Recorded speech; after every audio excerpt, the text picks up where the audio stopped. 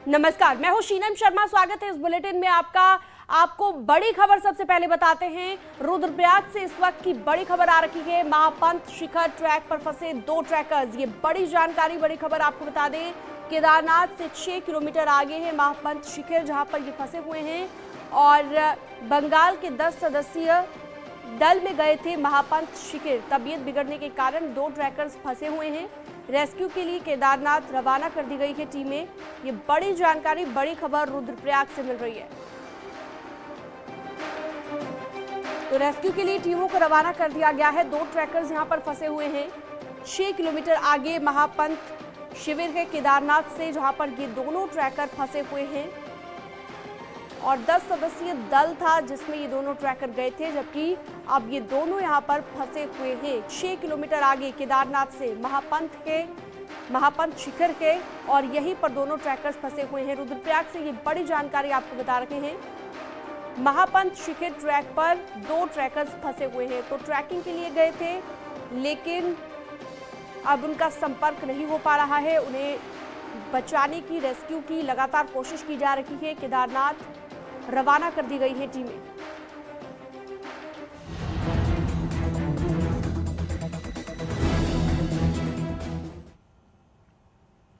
उत्तरकाशी के द्रौपदी डांडा में आए बर्फीले तूफान से अब तक 27 ट्रेनीज पर्वतारोहियों के शव बरामद किए जा चुके हैं।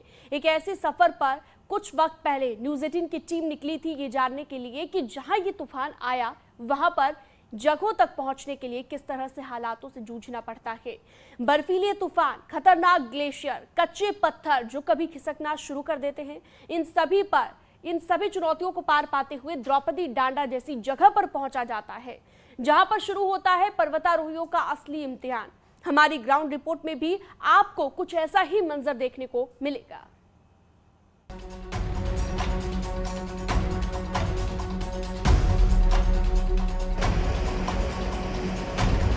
द्रौपदी डांडा के बर्फीले समंदर में अब भी जिंदगी की तलाश जारी है। खराब मौसम ने भले ही रेस्क्यू की रफ्तार रोक दी, लेकिन एवलांच के स्पोर्ट डोकरानी बावक ग्लेशियर पर 3 ट्रेनी पर्वतारोहियों की तलाश अब भी जारी है।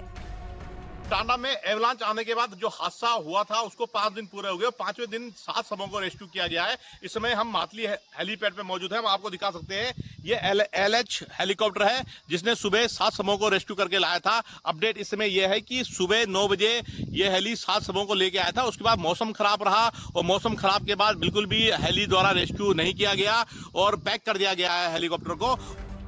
उत्तरकाशी में बर्फ के जिस समंदर में कई जिंदगियां दफन है, द्रौपदी डांडा में जिस बेस कैंप के पास एवलांच आया, वो जगह करीब 17,500 फीट की ऊंचाई पर है। इस ट्रैक की चढ़ाई सिर्फ ट्रेन माउंटेनर्स ही कर पाते हैं। साल 2017 में न्यूज़ 18 की टीम भी ठीक ऐसी ही चढ़ाई पर निकली थी, लेकिन तब हमारा टारगेट केदारताल का ट्रैक था। आज हम इन तस्वीरों को सिर्फ इसलिए दिखा रहे हैं ताकि आप समझ सकें कि द्रौपदी डांडा में गए माउंटेनर्स को किन हालातों का सामना करना पड़ा होगा।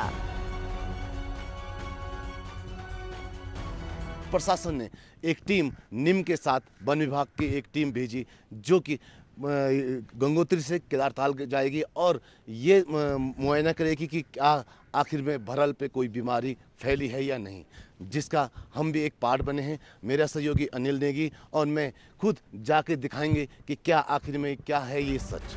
टारगेट केदारताल का ट्रैक करीब 14,000 फीट की ऊंचाई को छूता है। दुर्गम रास्ते, बर्फीली चोटियां और हर कदम पर मौत से जूझती जिंदगी।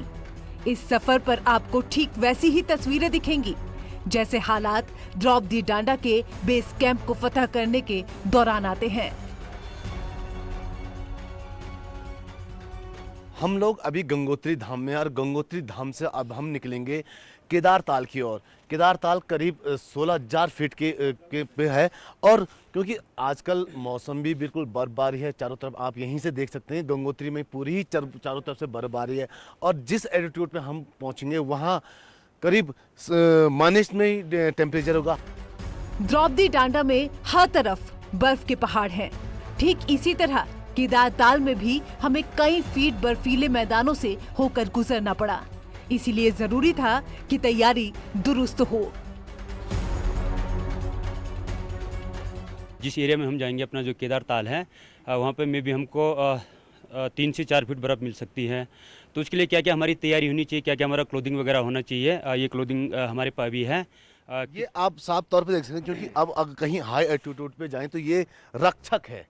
रक्षक नाम इसलिए है क्योंकि ये आपकी रक्षा करता है। इसमें पूरा आपके वस्त्र से लेकर आपका एक खाना भी आप साफ तौर पे देख सकते हैं। ये दिन का लंच भी हमने पैक कर दिन के लिए पैक लंच जा रहा है। तमाम तैयारियों को दुरुस्त करने के बाद न्यूज 18 की टीम गंगोत्री से केदार ताल की तरफ बढ़ी। हमारे साथ सफर में नेहरू पर्वतारोहण संस्थान के 2 पर्वतारोही और फॉरेस्ट विभाग के 2 अधिकारी शामिल थे। गंगोत्री से अब हमारा दल रवाना हो चुका है। अब हम यहाँ से निकलेंगे और ये जो सामने की पहाड़ियाँ क्रॉस करते हुए हम अमूमन सर हम कब तक केदार ताल तक पहुँच पाएंगे अगर हम बात करें? केदार ताल तो हम लोग कल शाम तक ही पहुँच पाएंगे। और कितना हमें चढ़ाई और वो मिलेगी? में भी पूरी चढ़ाई है, यहाँ से भी चढ़ाई शुरू हो चुकी है। अभी जहाँ पे हम लोग हैं यहाँ की जो हाइट है में भी 3100 फीट के करीबन है और हम लोग जहाँ पे जाएंगे में भी 4500 फीट के मीटर के करीबन हम लोगों ने जाना है। तो हमारा ये दल अब रवाना हो गया है और अब हम यहाँ से केदार ताल के लिए आगे मिल पाएंगे। गंगोत्री से केदार ताल के ट्रैक पर आगे बढ़ते हुए हमें रास्ते में ही रात बितानी पड़ी। जहां हमें रुकना था वहां ना तो पानी का कोई इंतजाम था और ना ही आग जलाने के लिए कोई साधन था।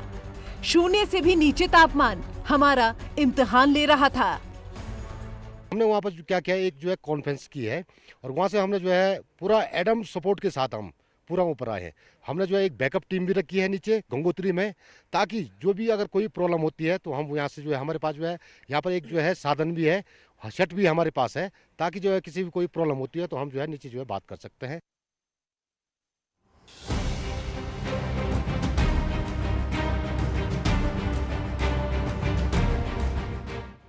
गंगोत्री से हमारा सफर केदार ताल की तरफ बढ़ा। अब भी हमारा सफर 2 दिन का बाकी था।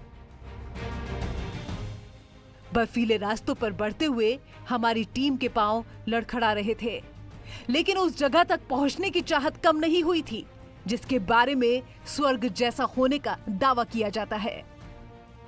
केदार ताल से वापसी हम बहुत ही टफ रास्ते से मैं और मेरे सहयोगी अनिल नेगी और हमारी पूरी टीम बहुत ही मुश्किलों से अभी हम जो हमारा बेस कैंप था हम वहां पहुंच पाए हैं।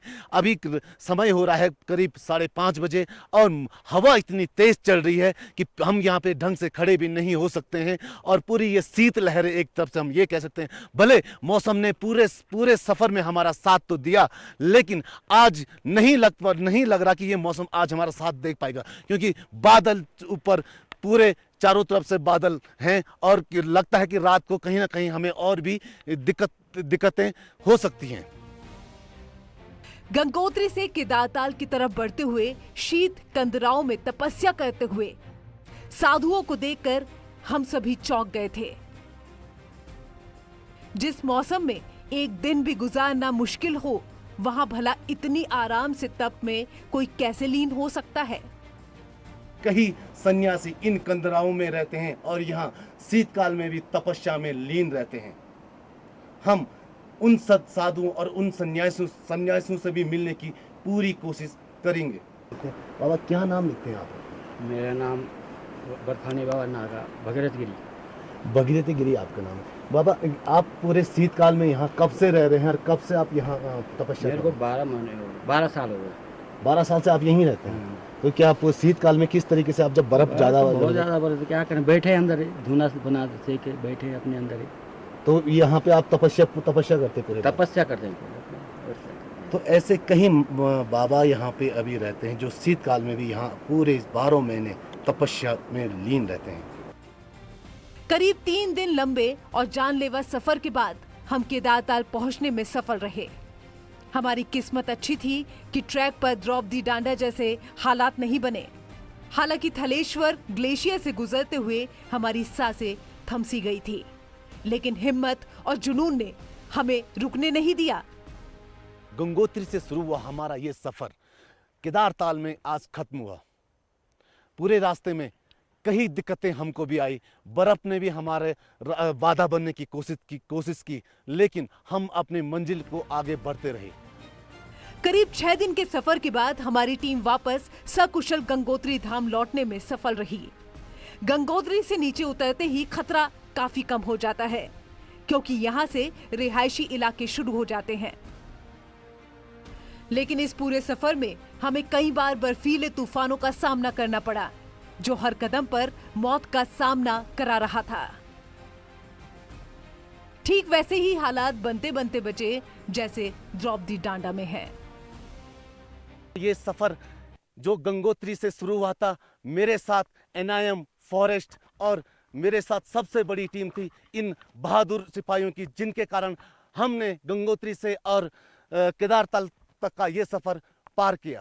बारिश शुरू हुई, लेकिन आपने देखा होगा कि किस तरीके से हम इन पहाड़ियों पे, इन बर्फीली पहाड़ियों पे पूरे साहस से अपने इन पहाड़ियों पे आगे बढ़े हैं।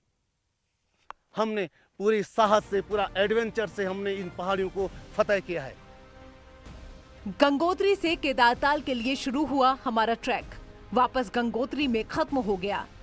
हम खुशकिस्मत थे कि कोई बर्फीला तूफान मुसीबत नहीं बना, लेकिन द्रौपदी डांडा में हादसे वाले दिन हालात ऐसे नहीं थे। द्रौपदी डांडा में करीब 41 माउंटेनर्स की टीम, शायद उनकी संख्या ही मुसीबत बन गई। एक्सपर्ट मानते हैं कि इतने लोगों की मौजूदगी से पहाड़ों पर वाइब्रेशन हुआ होगा और इसी के बाद द्रौपदी डांडा में बर्फीला तूफान आया। मिला के 15 शव वहाँ पे है। 15 शवों को लाने की कोशिश अब कल ही शुरू हो पाएगी और इसमें 3 जो लोग लापता है उनके लिए भी रेस्क्यू कार्य गतिमान है वहाँ पे। पर कुल मिला के जो मौसम है वो लगातार बाधा डाल रहा है, जिसके कारण आज रेस्क्यू ऑपरेशन दिन भर नहीं हो पाया। बेस कैंप पर जिंदगी की तलाश में गई रेस्क्यू टीम को अब तक सिर्फ मौत का मंजर ही नजर आया। शनिवार को भी 7 शव हेलीकॉप्टर से मताली पहुंचाए गए। अब तक 26 ट्रेनीज और पर्वतारोहियों के शव बरामद हो चुके हैं, जबकि सफेद समंदर में लापता 3 ट्रेनीज के बचने की भी कोई उम्मीद नजर नहीं आती। हालांकि चमत्कार की उम्मीद हर किसी को है, लेकिन हमने जो बर्फीले सफर की ग्राउंड रिपोर्ट आपको दिखाई, उन तस्वीरों को देखकर सहज अंदाजा लगाया जा सकता है कि मौत के सफेद समंदर में फिसलकर जिंदगी लौटना नामुमकिन सा है। उत्तरकाशी से न्यूज़ 18 के लिए सत्येंद्र बर्थवाल और बलबीर परमार की रिपोर्ट। तो उत्तरकाशी के डोकरानी बामक ग्लेशियर क्षेत्र में चल रहा सर्च एंड रेस्क्यू ऑपरेशन और 6वें दिन 10 शवों को मातली हेलीपैड पर रेस्क्यू कर लाया गया है।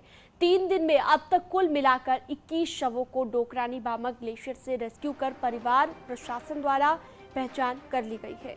इस घटना से शवों की पहचान करने पहुंचे परिजनों का रो रो कर बुरा हाल है। गंगोत्री विधायक सुरेश चौहान परिजनों को ढांढस बंधाते रहे हैं। डीएम अभिषेक रोहेला ने बताया कि मातली लाए गए शवों का पंचनामा और पोस्टमार्टम की कार्रवाई की जा रही है। उसके बाद शव परिजनों को सुपुर्द कर दिया जाएगा और रेस्क्यू ऑपरेशन की लगातार मॉनिटरिंग भी की जा रही है।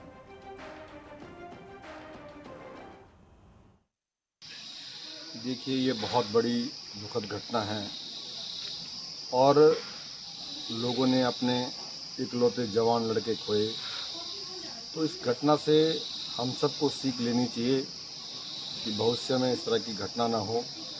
ये आज की तारीख में भी हेलीकॉप्टर से बॉडीज़ को ट्रांसफ़र किया गया है और कुल आज 10 शव यहाँ पर लाए गए हैं और कुल मिला के 21 बॉडीज़ यहाँ ट्रांसफ़र हो चुकी हैं पहले की मिलाने के बाद।